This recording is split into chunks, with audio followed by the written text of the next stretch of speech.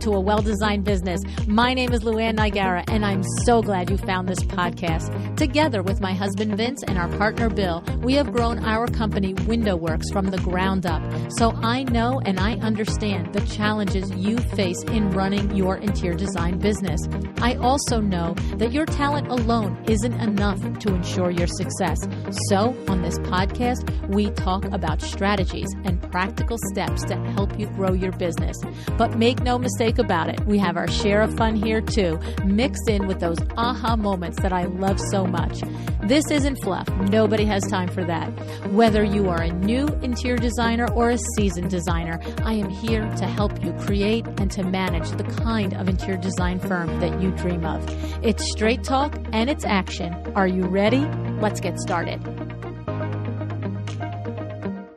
Hi, welcome to A Well-Designed Business. It's Flashback Friday. This is when I dip into the archives to revisit some of our most memorable, valuable episodes, both because I want to get them in front of you if you're a newer listener and you haven't gone all the way back to the beginning. And also, even if you are one of my loyal listeners, sometimes it's great and it's just good to revisit a show. What you heard the first time out of a show is often very different the second and third time you listen because you're ready for different information at different points in your business. So at the time that Cheryl was on the show, she had established a profitable niche for herself. She had started specializing in designing for independent healthcare physicians and boutique healthcare clients that are visionaries and that were embracing the idea of the whole health philosophy, the entire patient, everything that touches everything going on with the patient, right? So I chose this episode because the way that Cheryl talked about her niche was very special. Her niche was born from her own surgeries, accidents, and the personal struggle that she experienced and ultimately came to when finding the physicians that provided these environments, right? And that in turn allowed her to define her design business and create a business and a mission that made her very happy. Okay, so for Cheryl, her niche was a matter of recognizing the obvious, of unleashing the passion that she held in her heart that brought far more joy to her than being a generalist interior designer. Now, since the time of the recording, Cheryl has actually gone through more changes, all of them, though, stemming from her passion and her mission in life. So before I tell you about these additional changes, I want to thank our show sponsor, Revel Woods. Revel Woods is a family-run business. It is now, this division of this family-run business is led by John Dupre. They are a hyper-personalized concierge service, providing wood flooring at wholesale prices to you, the interior designer. Go to revelwoods.com to find out how you can add profit to your projects by making the wood floor purchase and a project part of your proposal, okay? Revel Woods wants to help you be the expert. Their design trade program is designed to help you succeed, to help you to be the best resource for the client, as well as helping you navigate this territory with your contractor. Right? They know the business at Revel Woods. They're the typical distribution channel, and they know how to help you understand it and how to make money in it and how to be the expert in the room. Go to revelwoods.com to learn how it works. So, in 2018, Porcelanosa, a Spanish manufacturer, distributor, and retailer of ceramic tiles, asked Cheryl to host and produce the now popular podcast, Healthcare Interior Design 2.0. On the show, she interviews the brightest and biggest-hearted healthcare interior designers and architects who are designing today's hospitals and senior living facilities. Later that year, Cheryl chased her passion in another big way, leading her into fiber arts. She began weaving and later felting textural wall hangings and is now a full-time artist in Taos, New Mexico. Okay, this lady follows her dreams. That's what I love about her, okay? Now, that doesn't mean she's abandoned this concept of design, okay? Not only does she live this passion in her newfound art. But she also hosts Healthcare Interior Design 2.0 still, and she has also recently launched her own podcast, the Lavender Room Design Podcast. Okay, so let's take a look back on this Flashback Friday when Cheryl shared how she found her passion and how she leaned into her niche. And when you listen, consider all the doors, the avenues, the successes that it has brought Cheryl to today.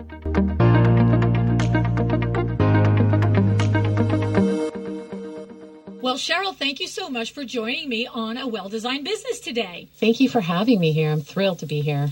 Please tell us a little bit about why, how you came to this niche. What brought you there?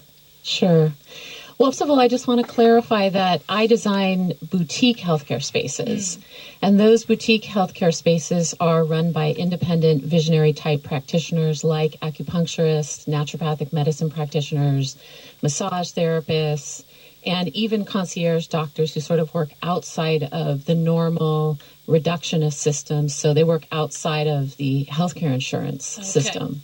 And so with the surge in lifestyle medicine, this has been a really positive move for a lot of people who want to work outside of that place and partner with these, very inspirational physicians. So basically I was going along, doing my business, and I was doing mostly residential consultations. And just like many other of my colleagues, I ran into a lot of challenges with residential clients kind of pulling on my time and wanting me to handhold every step of the way. And emotionally, I would go through these periods, and I know that a lot of people can relate to this, where I would feel like I would have this love-hate relationship with it. Well, I really loved going into these homes, and I loved the creative process, but I absolutely did not love feeling like I was a counselor. And so I would literally consider not, dropping out and finding a different path. And so what happened to me is, my whole life, I've been in many, many accidents, car accidents and bicycle accidents when I was a kid. And so I've spent a lot of time in and out of hospitals, in and out of dental offices. And although I had a big accident when I was 17 years old, and you can read about that on my About page, the one that kind of sort of propelled me into niching and positioning myself was this accident I had in 2010, where I was living in Portland, Oregon, and a dental clinic in Ilwaco, Washington, which is just right across from Astoria, Oregon, right on the coast, hired me to come in and redesign their space. They just hired me on an hourly basis. I drove there. It's about 3 hours.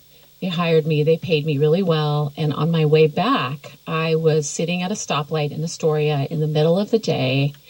And this guy was texting, this young guy in a truck, and he smashed right into me. And I became a sandwich that day. And he literally smushed me into the person in front of me. How frightening. And yeah, it was. And so, of course, I went to the emergency room, and I just had this really awful experience when I walked in there. I just got blasted with the sterile, smells and the sterile environment with white walls and industrial setting that we're all familiar with. And it was kind of frightening. And of course, I called my then boyfriend, who is now my husband, Philip, and he was already on his way.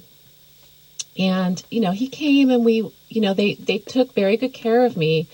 And when I left that, I had to, had insurance, and I injured my neck and my lower back.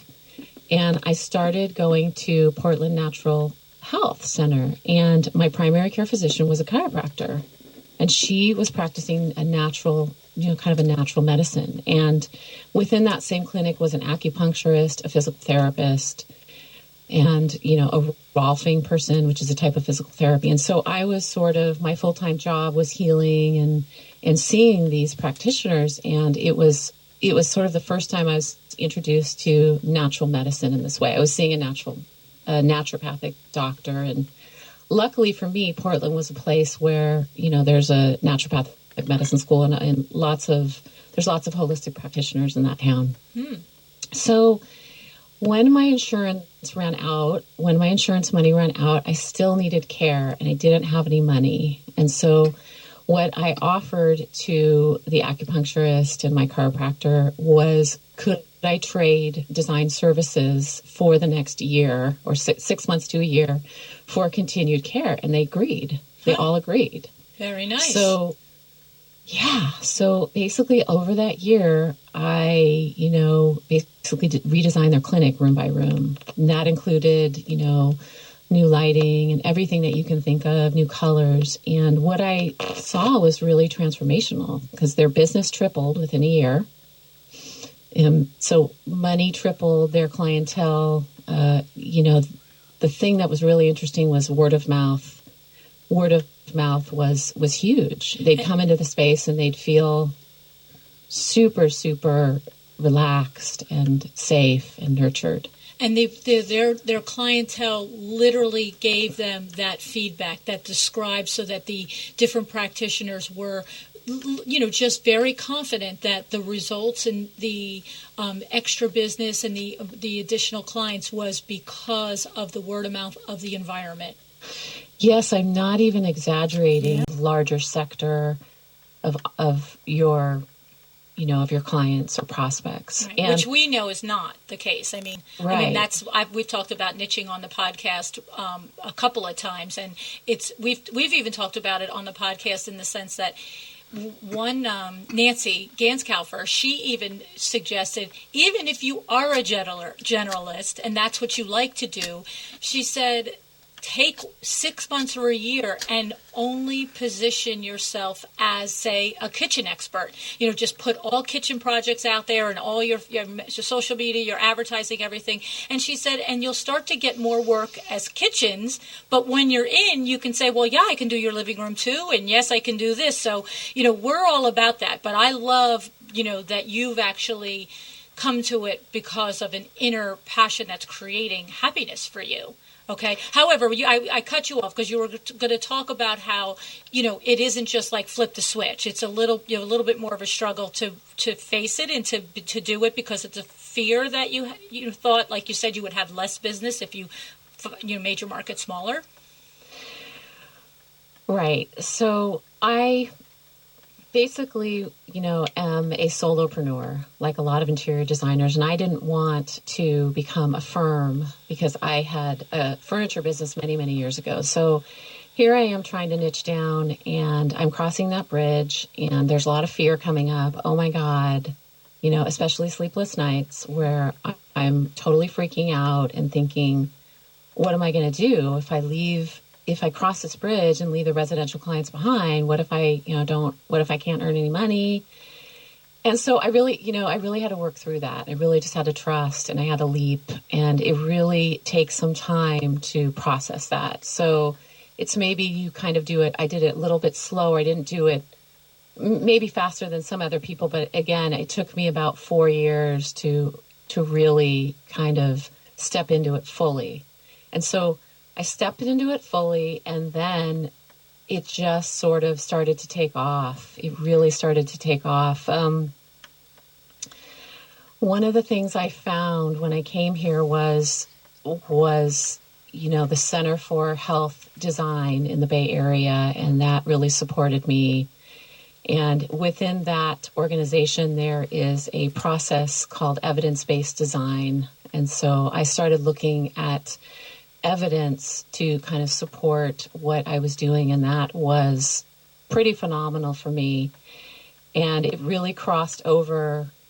It really helped me, cross the bridge even more. So one thing I found is that one of my challenges being a generalist, and this was huge, was that I used to write a newsletter, as many of us do, and as many of us interior designers don't do.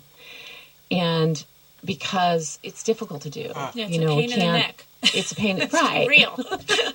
Unless you love writing, and then you probably are a writer. Okay. So I didn't like writing, and when I was a generalist, I would struggle with newsletters, and I would struggle with what to talk about. What do I talk about? Do I talk about the kitchen? Do I talk about, the bedroom? Do I talk about this? And I would get overwhelmed. Yeah. And so I'd finally write a newsletter maybe once a month.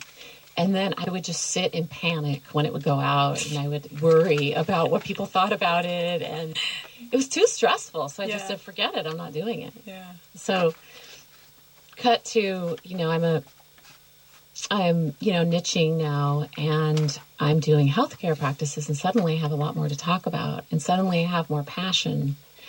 And so I start writing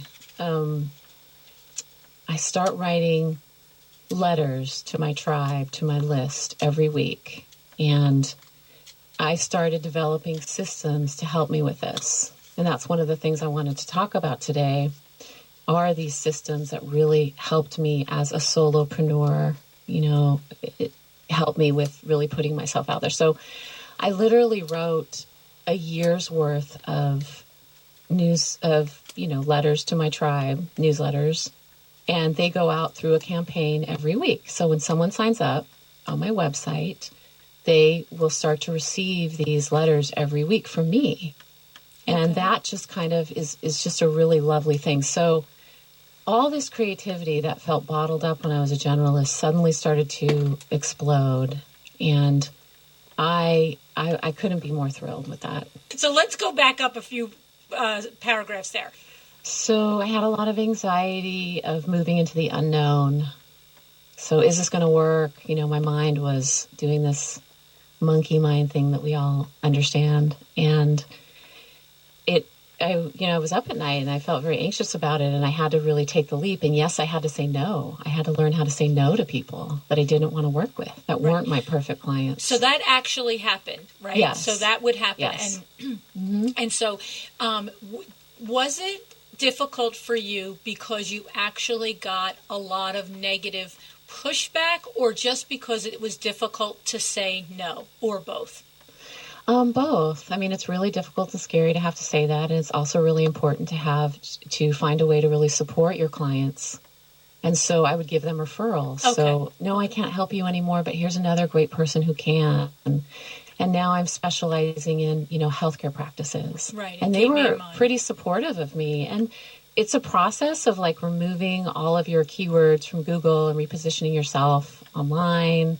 Yes. And, there's a lot of business stuff that has to go into it too. Right. Exactly. Right. Okay. Right. Yeah. Right. Redo your website and like you said, the SEO words and all of that. Right. I just wanted to get a little bit more to the scary part for a moment, only because, if somebody's out there sort of like, oh my God, it's just me right now, I like for people to understand somebody's been down the road ahead of you and they survived it. So you went a scary road and somebody might not have been thrilled, but it worked out. So here's the thing. When something is sort of gnawing at you and you're not happy in what you do, you want to find that thing that does make you happy. And sometimes it's really difficult to find that. Sometimes it takes years and years to find that. And I found it.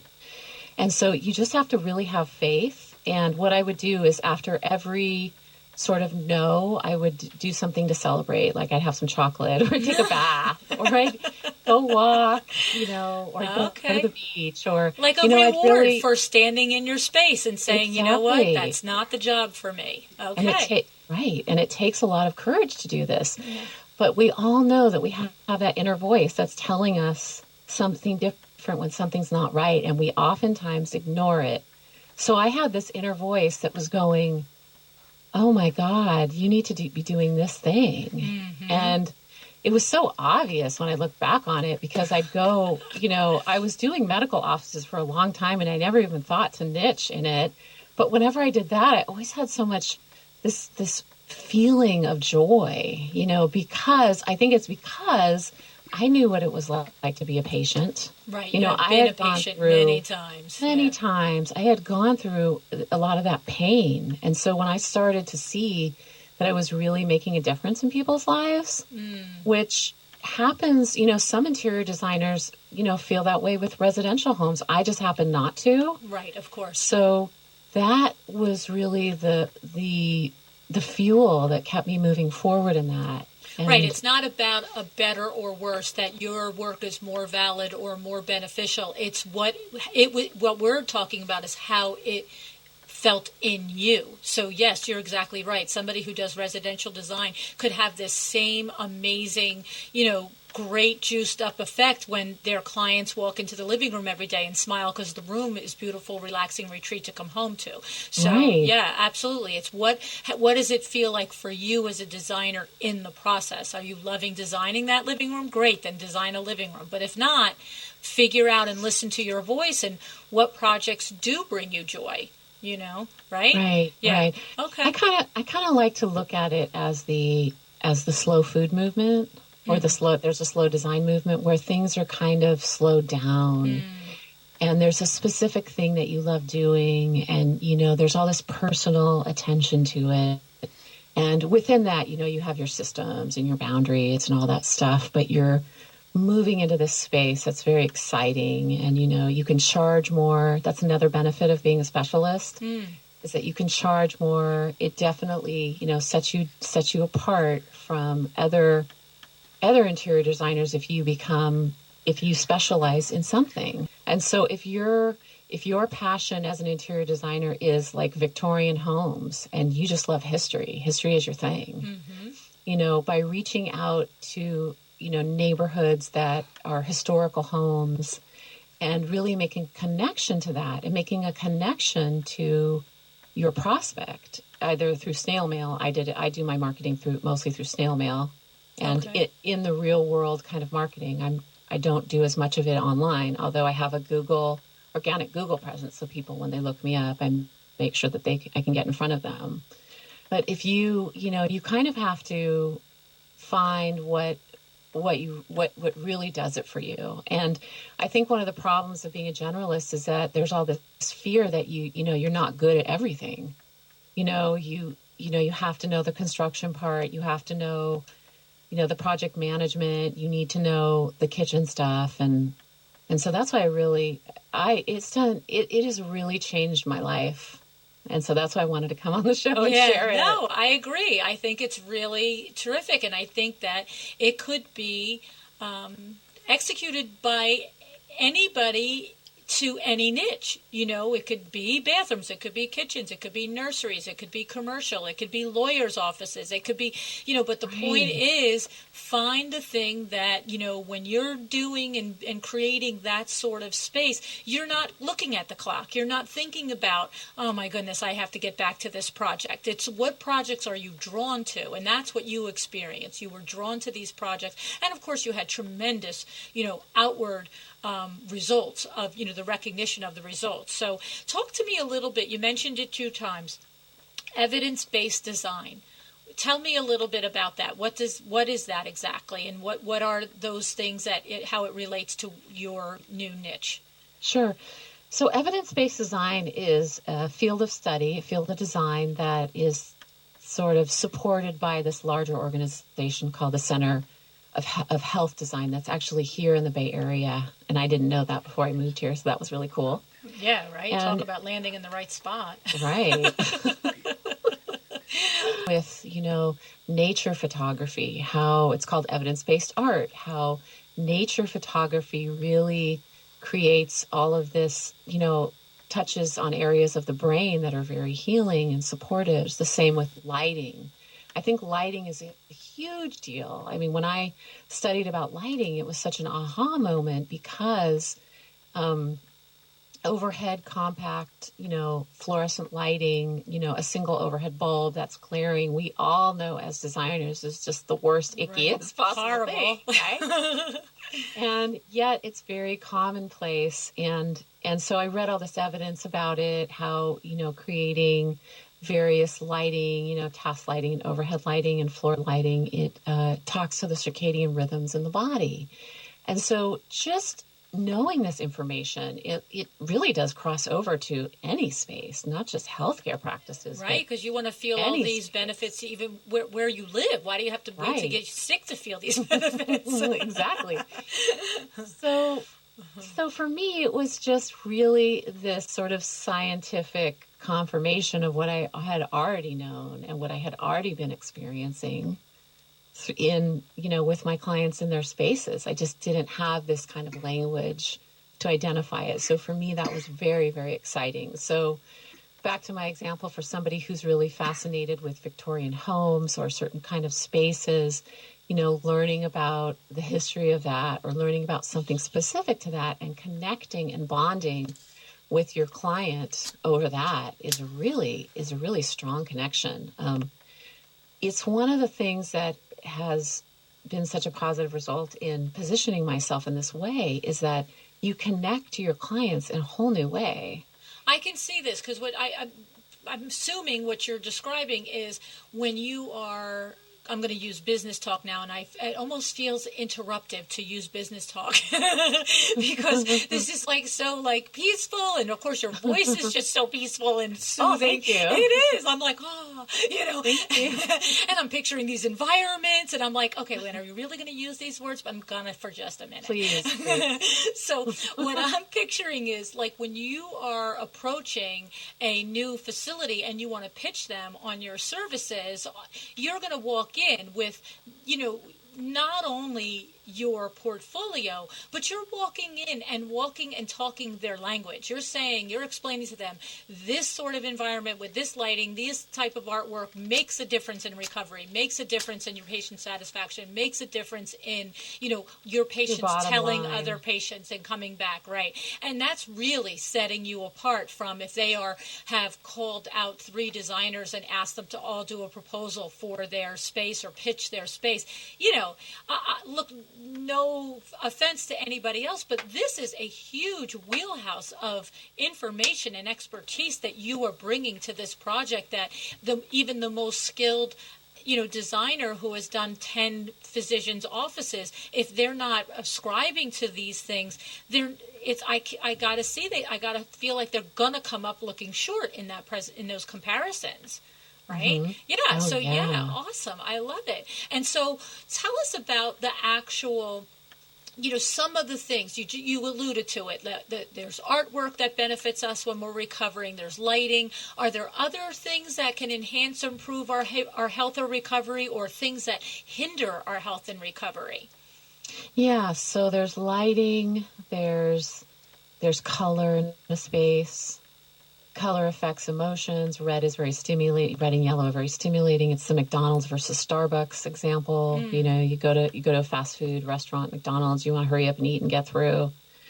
And with the greens and the browns and the more relaxing tones in between, you want to stay and hang out at Starbucks, and it feels very relaxing. And they want you to do that. That's very intentional. Right. So there's that, and then there's artwork. Artwork is so very important. And I think that as interior designers, we can really tune in and connect in the beginning when we meet with our clients and see and hear about their vision and ask the right questions. What kind of feeling do you want to create in the space? How do you want to be here? Is it a home office? Do you want it to feel more productive? Do you want a private space, or do you want to feel more relaxed here? I mean, almost everybody wants to feel peaceful in their home. They want it to be a nurturing, safe space where they're intimate with their beloveds and their family members and all that. So that's kind of a crossover. What else? Let's see. And I'm not necessarily even asking you to cross it over. I'm interested to know in just what your expertise is. Yeah. Okay. Yeah. Okay. So there's that. There's desk position. So, if you have your desk facing a wall with your back to the door, your nervous system is not going to feel at ease. You're going to feel people can sneak up behind you. And productivity, they've done research and case studies, and productivity is like down by 30%. And you're more stressed out, you're more nervous. Whereas if you're facing the door, kind of at not directly facing the door, but kind of at a catty corner to the door. This is a feng shui. This is a traditional feng shui thing about being in the power position. Well, if you're sort of, in command of the whole room, so you have a wall behind you, the desk, you're sitting at your desk, you can see outside the window, you can see who's coming in. Your confidence is going to increase. The hormone, the oxytocin, the feel-good hormone when you hug people is released. There's been studies about that. There's just so many things. There's creating that balance between, hard surfaces and soft surfaces are really important. So That's very healing, creating really good flow in a space, making sure there's not a lot of clutter in the space because that can feel harsh. When you're working with, and you're describing all these different principles, and you've been working with the different physicians and practitioners, have you had to convince them of certain things? Mostly people do listen to me. That's One, nice. because now I'm a specialist and I can show them, case studies, and I can show them just pictures, Right. From my portfolio, and I can talk. But I'm really careful because I understand the design psychology piece of it. And so if someone's facing a wall, there's a reason. And they may not want to be facing the world. They may not be ready. And so an example of that is I worked with a woman, a craniosacral practitioner, who her desk was sort of facing the wall. And when I got kind of into it with her, she shared that her clients actually weren't respecting her. She had a problem collecting money, and she was practicing for like 25 years. So she was completely a seasoned practitioner. Her clients loved her. She had great results. And so when I suggested it, her immediate response was fear.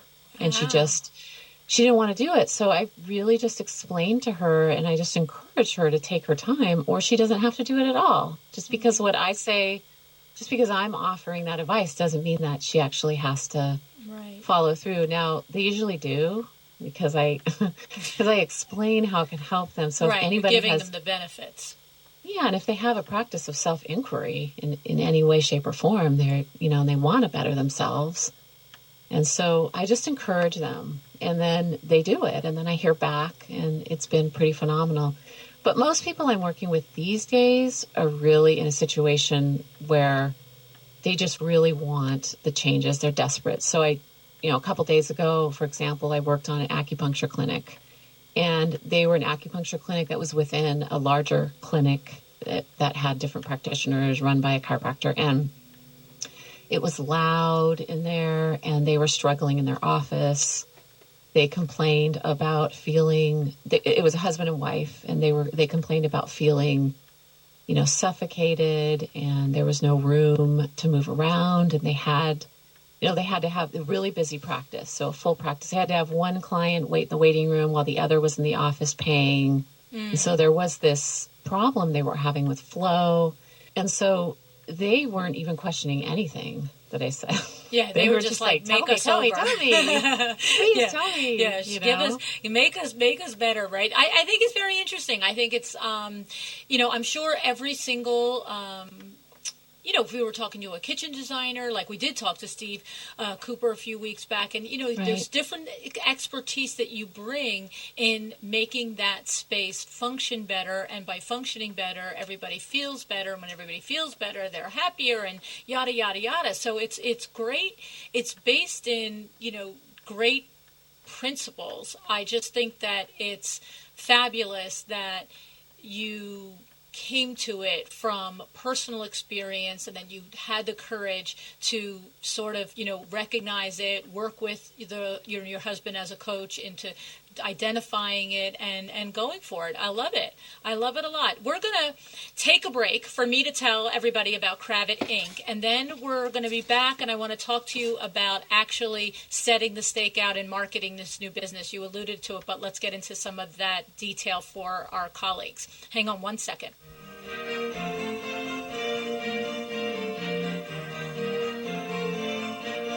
Our sponsor for today's episode is Kravit Inc., featuring CuratedKravit.com.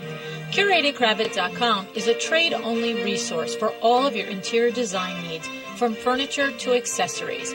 Their platform is so comprehensive, offering the finest in furniture, floor covering, lighting, wall decor, bedding, and much more. Fabulous products that you won't find every day. With CuratedKravit.com, your business just got easier. The process is so simple, and the results are unbeatable. Just design, click, and your items will be delivered right to you. You can also browse the many beautiful room designs which have been curated for you by esteemed interior designers such as Nate Berkus, Jonathan Adler, and Alexa Hampton, to name only a few. I use curatedcravat.com for my clients, and I love the results. Remember, design, click, delivered with curatedcravat.com by Cravat Inc. Okay, so Cheryl, when you did this, you alluded to, obviously the website revamp is number one, and investigating all the new SEO words and so forth to include on the website. And now you also described how it was no longer a chore but a delight to do the newsletter. When you talked about the newsletter earlier, you said something that I questioned, and we got off a different tangent, and now I'd like to just go back to it. You mentioned that you sit down and pre-write them for a year, and then as new potential clients and clients find you and they sign up for your newsletter, it gets automatically sent to them. And I just wanted a specific nudgy question in clarification there. So if it's January 1 and you've written, is it 12 or 52? Is it every week or every month? Every week I send out a letter, what I call a letter, to my list on Wednesday afternoons. Okay, so here's what I want to, just before you explain to the content, I wanted to just clarify so I understood it. If I sign up for your newsletter on January 1st by coincidence, and I get my first one on that Wednesday, and my friend signs up for your newsletter on March 1st, is she going to get the same rotation of 52 letters coming from what I got January 1st, or does she just get starting at March 1st, what's ever coming out? It sounded like the other to me. The first thing you said. Awesome. To start. So this is a really important piece I just want to share with all my colleagues and my brothers and sisters out there. Yeah, that's like insane. It is. Huge. Okay, so tell us all about that. So when I was a generalist, as I said, I'd just be like, I'm going to write this, and is this good? And I'd be laboring over and questioning, and and I was a perfectionist and all that. And so I'd finally get one out, and it didn't really. It wasn't really cohesive, and it was, it was okay. I didn't really get much feedback, and I pretty much didn't like to do it. And I was using MailChimp, and MailChimp didn't really, it was difficult for me to use because it's better now, but when I was using it, the interface wasn't that easy. So my darling husband, turned me on to Drip, which is a email service like MailChimp. And I was already, I decided, okay, I'm going to send out a weekly letter to my list, which is not that big of a list at that point. By the way, what was it at that point? I don't know, 25 or 30 people. Okay. Mm-hmm. So that's also significant. You know what I mean? Sometimes when you're listening and talking with somebody about this sort of thing, and if I'm listening to someone else talk, I'm thinking, well, how many is, the little list? Is it 5,000 a little list, or is it, so it's 25. Love it. Okay. Yes. Go ahead. No, but these are all people that, this is sort of like, as I was saying, like the slow food movement or the slow design movement, where it's like everything is really sort of hand curated, and these are all people that are really specific and I've worked with or really want to hear from me. They've expressed already, you already have a connection with them, a warm connection with them. They know of you. Okay, but I have to tell you that I think a lot of people would think, what's the point of starting a newsletter to 25 people? And you're about to explain to us why that's a silly thought. So go ahead. So here's the thing. When you have a niche, it sort of stands out in people's minds. She's the one that designs healthcare spaces. Mm-hmm. Oh, yeah. So if you're at a party or at a networking event or even writing your list to these 25 people, they're going to remember you. Right. And if they're in a situation where they have a friend who's like, oh, my God, I just opened this acupuncture clinic and I'm freaking out about the design, they're going to remember you more than they're going to remember a generalist. Right. And they are going to refer you. And so you are really developing a relationship with people, and then they share your information, and then the other people get on your list, and it just builds over time. But it creates a sort of more quality kind of a product, or quality kind of service, quality kind of interaction than quantity, which is really, really cool. Absolutely. Because you start knowing people, and people start knowing you, and you start developing, your reputation. And it's just a more kind of, I'm more of an introvert, and I like to keep my work life in balance. And this is much more of a balanced approach. And being a solopreneur, it's much more manageable for me than having to like, oh, I gotta go here and go there and have my marketing out in the world. And oh my God, I can't do anything unless I have 1,000 people on my list and these huge high expectations. So I start to write. The thing is, I just start to write maybe 3 or 4, and I put them in this campaign, and it becomes like a bank. It's like a savings account. It's And amazing. So you put it in this device called Drip. yeah, Drip is just like MailChimp. And so Okay. you can create these campaigns, and I'm like, okay, campaign number 1. And then I have a welcoming email that I send to them. And I'm always encouraging them to write to me. You know, I answer all my emails, and then I have the next one. So I wrote like 3 or 4, and I'm like, oh my God. So I made them go live. So I set them live, and that gave me like a month ahead. I was already a month ahead. So anybody who came to my website and signed up that way to get my free design guide that I offer to them, they go on my list and they start getting, like you said, if you sign up in January, your friend, someone else starts in March, they start from the beginning. They start from the first email that they get. I love it. So I'm feeling a lot less pressure to write, oh my God, hurry up. Oh my God, all this pressure I got to write every week. And I'm like, okay, what can I write about? And then I have time to kind of like cultivate that. And I started developing the storytelling style of writing, where you're kind of vulnerable and you kind of give a story and then you kind of tie it in. They're very short. I realized that I don't like writing long, drawn out newsletters or any kind of document. I'm much more the short and quick kind of person. And that's kind of how our society is right now. Yes, right. It's the People truth. don't.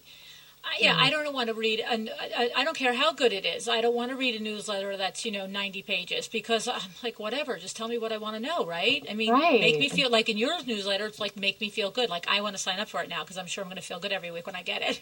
Yeah, and maybe it's funny, and maybe it's entertaining, right? Yeah. Maybe it's a little bit of that. Yeah. And maybe it's making light of some things, and then maybe it's giving like one really juicy thing that you can do to your healthcare practice. Yeah. One juicy design tip. So I will talk about my visit, some of the stories, for example, are, how I visited the gynecologist. And when I was on the table, I was having a conversation with the gynecologist. And she said, you're a designer. What's the one thing you would change in this space if you could? And I'm like, oh my God, besides this horrible, these stirrups. Contraption. It would have to be the lighting. And, I talk about that and I the subject is, leg stirrups and lighting. And you know what I mean? And then, at the end of it, I have, I sort of write, I sort of do it just to be generous. And so for the first like 4 to 6, I don't really have a call to action except, if you have a question, leave it on my Facebook page or I'll see you next time when I'll see you next time when I give you more design tips. And so those are the kind, and some of them have to do with case studies and other ones are like, God, the DMV is such a horrible place. Oh yeah, when I got my driver's license when I was 16, it felt like, little, the chairs, how they're lined up. Yes. They totally are reminiscent. That's kind of how, some waiting rooms are. They just kind of throw it in there. And so it's sort of incorporating, it's sort of like not taking yourself so seriously in this. It's sort of like part of, building relationships. And so I started getting a lot of feedback from that. Oh my God, I love your newsletters. Oh my God, I love these. And so what I was learning through this process and what I, through some coaches and different things is that this is a way you build trust. And one of the things that I hear from my colleagues is that they don't write a newsletter because it's just too much work and that they don't, they sort of like revisit their clients when they need work. They sort of like contact them and say, hey, what's going on with you? Do you need anything else? And this is a way not to do that. This sort of takes up place because they're hearing from you every week. Right. Even if they don't open your email, they still see it in their inbox. And I just want to say that my open rate is 50%. Oh, which that's a high percent, a very high percentage. Very high. Yeah. So, it's like, I think good is like, 10%. No, it's true. It's very, Right? yeah, I would have said even less than that. And I'm not Right. 100% sure, but I know that 50% is like unheard of. That's like rock star status. Right. But that's the proof in the pudding of your entire presence on the podcast today, is that when you are literally zeroing in everything in your business to a specific person, a specific type of clientele, then that clientele is not just a warm receptor, a warm lead, it's a hot lead. A So hot lead. yeah, you know what I mean? So it's, you are literally speaking to that exact boutique healthcare practitioner, and they know when they get your newsletter that it's not going to be this time, Cheryl designed a living room somewhere and she's going to tell us about that. It's Right. yeah, I love it. I love it a lot. Talk to me a little bit about, looking back. It's been the 6-year cycle, 2 years into it, a year and a half, 2 years into it. Identify, these are some absolute personal and professional benefits for me, that in addition to what you described about the journey, anything there that comes from it that you could share with us? It feels much more balanced. I feel like my work-life balance is more intact. I'm just okay. This is what I do, and I don't feel like I'm spread in all these different directions. And I feel like that's really important when you have a lot of things going on and when you have a big family. And you can also charge more. So that's also a process in itself of self-confidence and building that and moving through the fear. Right, so you're making a little subliminal connection there of a Right. goodwill effort and helping other businesses, and it's sort of an underlying Right. plus. I love it. I love it a Yeah. lot. Yeah. It's terrific, Cheryl. It's been a very different show. Well, and what's funny is the business principles are all there.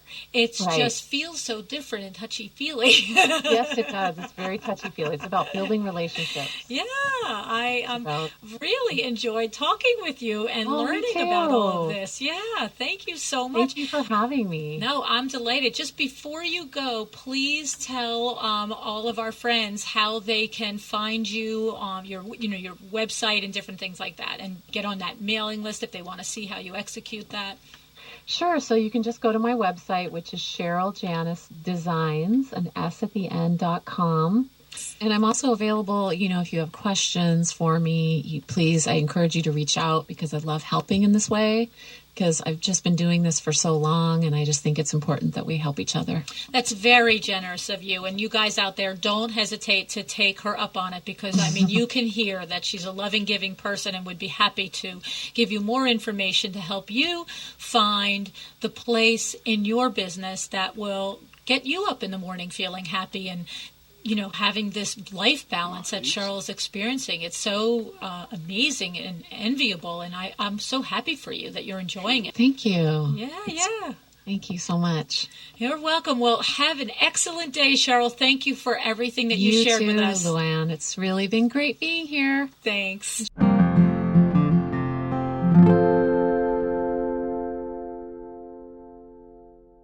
For many of us, niching is something we want to do, right? But we find it a little hard to wrap our brain around it. Cheryl expressed the same fear, but ultimately she said it was more like answering a call that was inside of her. And once she overcame the fears around niching, it seemed obvious that that's what she was meant to do. She spoke about how residential design had kind of sort of brought a sense of dread to her sometimes, that there were aspects of it that drained her. And maybe you're in that same boat. Maybe you're feeling that same dread sometimes. But maybe the answer isn't that you shouldn't be a designer. Maybe the answer is in finding a passionate niche, one that brings light to your life, that lets you serve your clients as a true expert, and lets you create the experiences that you want to put out into the world. In addition to inner peace and joy, right, the kind that Cheryl talked about here in this episode, when you are in this passionate space, it actually brings more value to your clients, because it's something that few other people can offer, right? So even if two designers are offering the same type of niche, there's some level of passion that you have attached to it. And it's that specialness, okay? It's not what the niche is. It's your specialness in that niche. And that is what helps establish you and makes you become the go-to in the area and be known for that, okay? And when you do this, it means you can charge more because you are filling a need as an expert and bringing more knowledge and more specialized experience to the table. And those are valuable. All right. Now, after Cheryl's first client in her niche, what did she say? Her business tripled within a year. And in turn, that created the referrals, the testimonials, and it established her as the go-to designer in that specialty. This is such a clear-cut example of how narrowing your niche truly broadens your opportunities. And I hope that this re-listen reminded you of how important really niching can be for our businesses, okay? Now, before I leave you, I have 2 announcements regarding Cheryl and her work. The first is that she has a potential opportunity for you. If you are a female interior designer who is also specializing in designing nourishing and deeply meaningful spaces as a core value in your work, Cheryl is looking for more guests on her podcast. Yes? So please visit the lavenderroomdesignpodcast.com and send Cheryl an email. If this is an area of design that speaks to your heart and soul, I promise you, you are going to love meeting and talking with Cheryl. All right? So that's the lavenderroomdesignpodcast.com. And then second, I want to mention that Cheryl is going to be an upcoming guest on my daughter Christy's podcast, Sass Says. Christy and Cheryl discuss how your home, your environment can impact either positively or negatively your mental and emotional well-being. Now, I know that you guys know that the living spaces we are in affect us. But do you realize that many of the regular consumers out there don't necessarily know or understand this? And when this episode comes out, I'd love for you to take a listen to it on Christy's show because you'll hear Christy learn about it from Cheryl. And that conversation between Christy and Cheryl can give you some insights on how your potential clients might be thinking, right? The thing is, it's up to you to educate your clients and to make sure that they don't overlook or take for granted the value that you bring to them beyond a pretty room. All right. And this podcast kind of expresses that kind of interestingly. So check out Christy's podcast, Sass Says. And until then, so Cheryl's episode is not live yet, but until then, if you're interested in some down-to-earth conversations about mental health, motherhood, personal growth through therapy, please give Sass Says a listen.